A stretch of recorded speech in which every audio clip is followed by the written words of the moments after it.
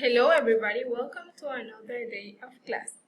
Today in our math class, we are going to continue learning about multiplication array form. Yesterday we were talking about one new form of multiplication or one easy way of multiplication, and that way is called multiplication array. Yesterday I told you that you can find information about that in book page 45.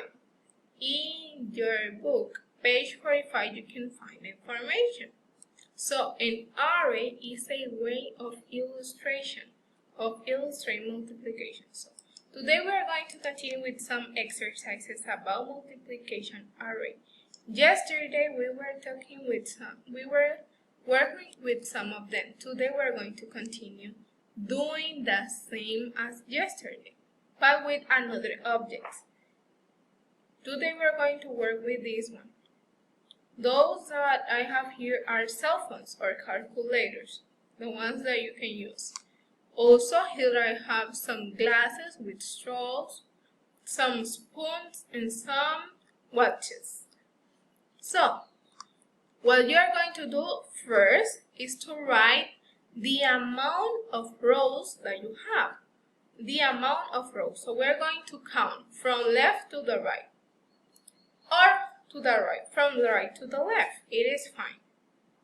1, 2, 3. So we have here 3 rows.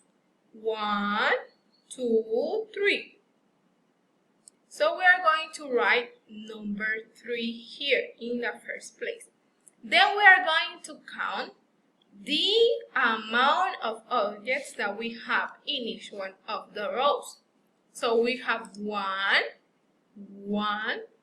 2, and 3. So I'm going to write here 3 times 3. That's our multiplication factors. Factor number 1 is 3, factor number 2 is 3.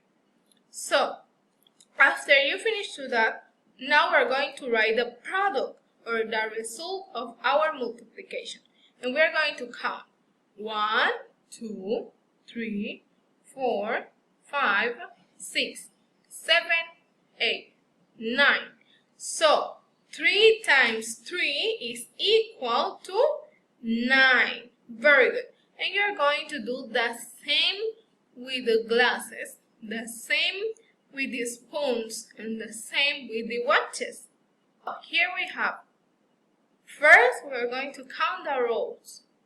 1, 2, 3, 4, 5. So we have 5 rows.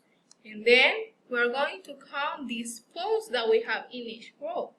1, 2, 3. So I'm going to write here 5 times 3. And here the result. We're going to count all the spoons, and that's going to be the product or the result. That's everything that you have to do.